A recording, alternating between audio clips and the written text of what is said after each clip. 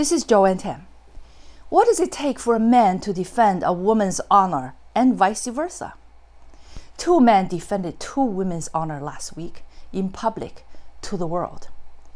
Cory Booker's impassioned speech at Ketanji Brown Jackson's Supreme Court confirmation hearing moved her, himself, myself, and many others to tears.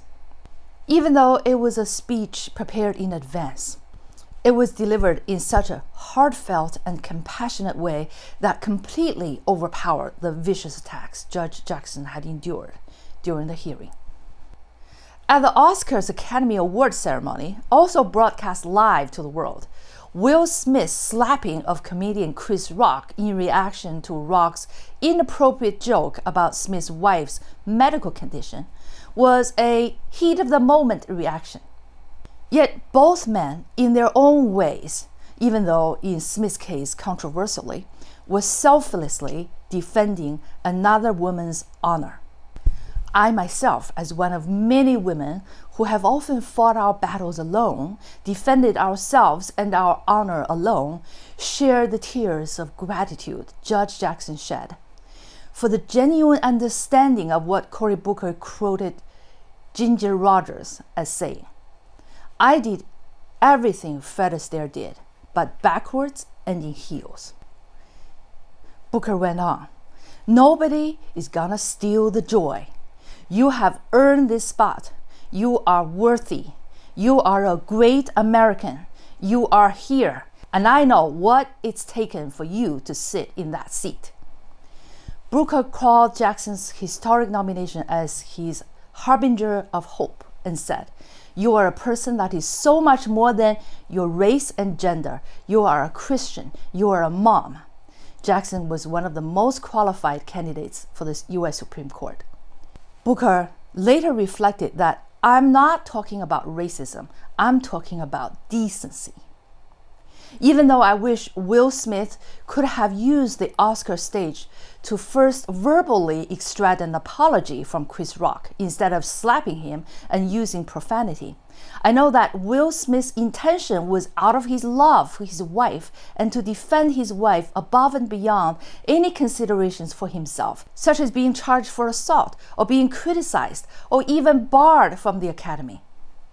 The good and great that came out of these two men moves me, and frankly, I know for a fact that I'm not the only woman who wishes their quality in a man who deserves to be called a husband, or a partner, or a true friend, or a decent human being, who gives a piece of his or her true self in an unjust or even humiliating situation. These two men did what they did out of compassion. This is how love manifests. Not as a personal barter trade, a political quid pro quo, what are you going to do for me if I will do this for you, but powerfully in the your pain is my pain, insulting you is insulting me, spontaneous action and reaction. This kind of compassion and love is not limited to a man's protection for another woman or vice versa. This kind of love transcends race, gender, nationality, and all barriers to humanity. You see it in so many non-Ukrainian volunteer fighters risking their lives in Ukraine because they feel the pain and suffering Ukrainians are going through is not something they can bear to watch on the sideline. This kind of love can more than move loved ones to tears. It can inspire true love, which is the most powerful thing, more than tanks, bombs, and more than life itself. The key to the human heart works by the contagious and multiplying power of selfless love. The love is not motivated or delivered as an exchange, like, you did this for me, so I will do this for you.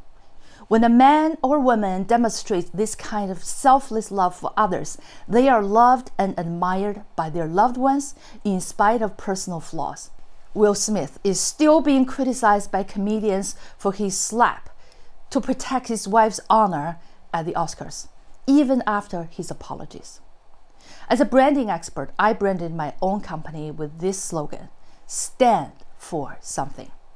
Perhaps the highest quality of humanity is in standing up for others, whether for a spouse who is being ridiculed for her medical condition on a world stage, a fellow human who is unfairly treated in public, or a suffering nation brutalized by a bully country.